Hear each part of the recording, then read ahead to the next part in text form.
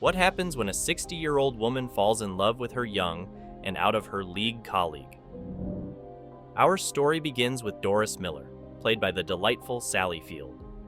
Doris is a quirky and imaginative woman in her 60s who has lived a somewhat secluded life. She's spent decades working at the same job, content with her routine and the familiar faces around her. Recently, Doris faced a significant life change, the loss of her mother. This loss leaves her alone in the home she shared with her mother, surrounded by a lifetime of memories. Doris's life is anything but ordinary. Her home is a perfect reflection of her eccentric personality, cluttered with trinkets, old magazines, and countless items she's collected over the years. Every corner of her house tells a story, from the vintage clothes she loves to wear to the quirky decor that adorns her living space.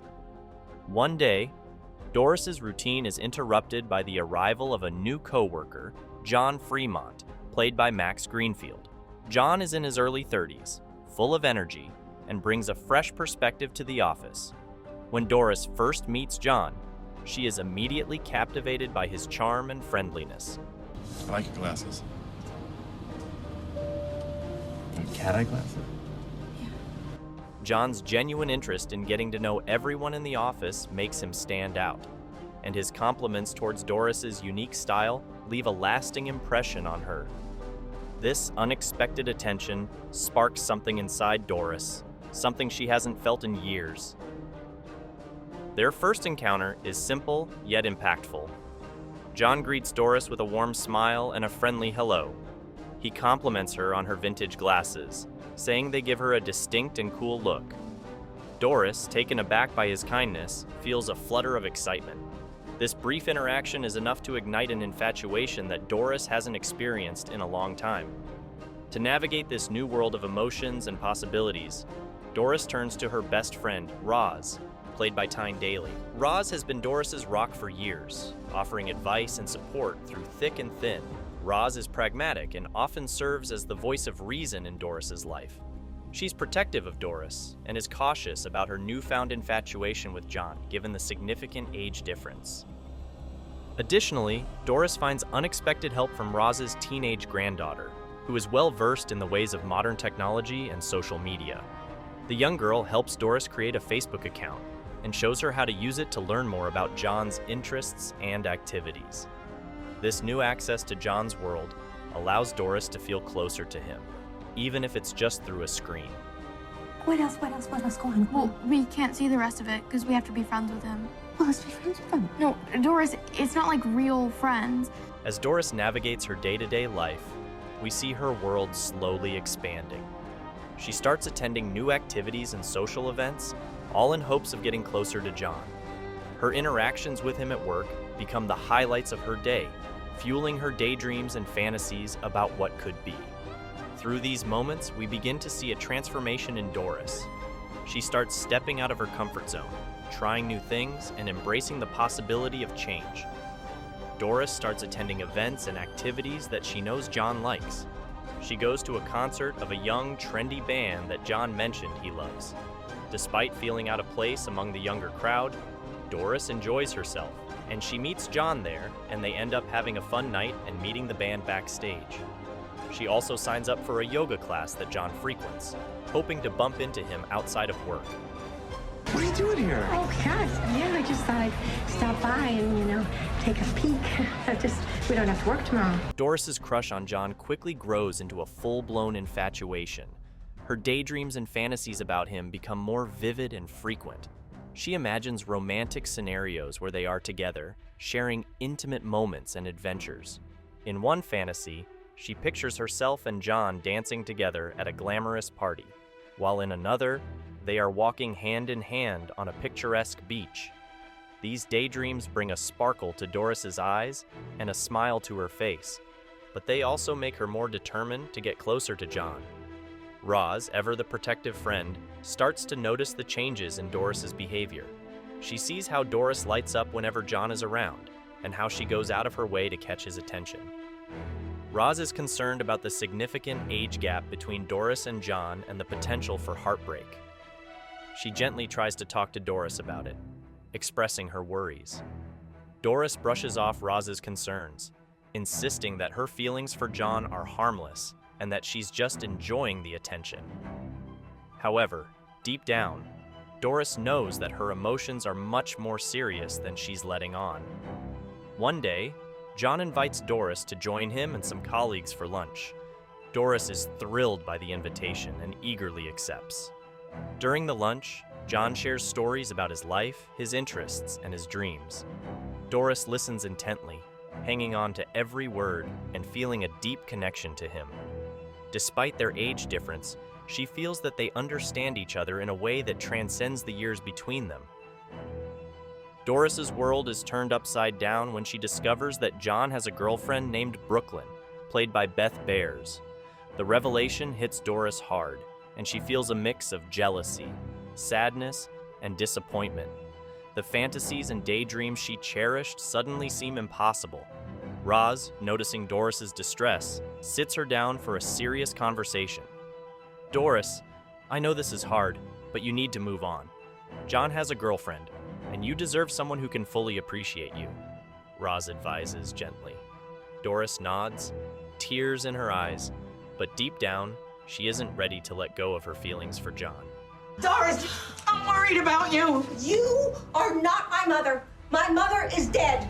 So you can stop worrying about me. Despite Roz's well-meaning advice, Doris remains determined to find ways to spend time with John, hoping that her feelings might still have a chance to blossom into something more. Doris's attempts to get closer to John lead to a series of awkward and humorous situations. The climax of Doris's awkward attempts to win John's attention occurs at a party hosted by John and Brooklyn. Doris receives an invitation, and despite her initial hesitation, she decides to attend, hoping for a chance to connect with John outside of work. Roz tries to dissuade her, fearing that the party will only bring more heartache, but Doris is resolute. At the party, Doris feels out of place among the younger crowd. She tries to blend in, but her eccentric fashion and awkward social skills make her stand out. As the evening progresses, Doris's feelings become increasingly conflicted. She watches John and Brooklyn interact, seeing firsthand the love and connection they share. It's painful for Doris, but she tries to put on a brave face. Though Brooklyn is friendly and charming, and John genuinely likes her, Doris is devastated by their relationship. One night, in a drunken fit of anguish, Doris drinks wine alone and succumbs to her feelings of jealousy and despair. Using a fake profile on social media, she posts a comment on John's wall, posing as a scorned young woman who claims to have had a torrid love affair with him. This impulsive act is driven by her deep frustration and unfulfilled desires. The next morning, Doris's brother Todd arrives with her therapist, planning to help declutter her cluttered house. As they begin the process, Todd's wife tries to throw out a pencil Doris had stolen from John. Enraged, Doris angrily throws them out of her house, unable to cope with losing even the smallest connection to John. Ow! No! Ow! This is something I want! This means something to me! This means something I want! In the ensuing argument, Todd expresses his disappointment in Doris, accusing her of not helping enough when their mother was alive. Doris, feeling attacked, retorts that Todd was never around when their mother needed help. Todd defends his absence by claiming it was necessary for his success, to which Doris bitterly responds that she too could have had those opportunities. At work, the fallout from Doris's drunken social media post unfolds. Brooklyn arrives and has a heated argument with John, accusing him of cheating on her based on the fake comment. Hurt and feeling betrayed, Brooklyn breaks up with John, revealing to Doris later that she had seen the comment and it triggered her past traumas of being cheated on. I asked him straight up, who is this chick? He's like, I have no idea. But I could tell he's lying. It was all over his face. I've been hurt in the past, so. John is left confused and heartbroken by the sudden turn of events. After work, John confides in Doris about the breakup and invites her to his Thanksgiving dinner for friends, hoping for some comfort and normalcy. When John asks Doris if she would ever consider dating a younger man, Doris misinterprets his intentions and believes he is interested in her romantically, Determined to win John's heart, Doris dresses up and attends the Thanksgiving party at John's place. There, she meets John's uncle, who shows a clear interest in her. However, Doris's focus remains solely on John. Hey, pretty lady. I'm really excited to chat with you tonight. During the party, Doris seizes an opportunity to talk to John privately in his bedroom. Nervous but determined, Doris tries to come on to John, revealing her deep feelings for him. She admits that she was the one who posted the comment that drove him and Brooklyn apart. John, shocked and upset, rebuffs her advances. He feels betrayed by Doris, whom he considered a friend. A flustered Doris asks John what he meant by asking her about younger men. John clarifies that he was trying to set her up with his uncle, who is a decade younger than Doris, hence a younger man. Realizing her mistake, a hurt and embarrassed Doris leaves the party. You didn't feel anything at all. I wasn't talking about me, Doris. I was talking about my Uncle Frank. Back at home, Doris invites Roz over for comfort. They talk about the events and Doris's feelings, and Roz helps her see the reality of the situation. Doris realizes that she has been chasing an impossible dream and that it's time to move on. Determined to take control of her life, Doris invites her therapist over again to help declutter her house. This time, she succeeds in cleaning up and letting go of her hoarded items, symbolizing her decision to move forward. Doris decides to quit her job and says a heartfelt goodbye to John. They part on good terms, with John having reconciled with Brooklyn.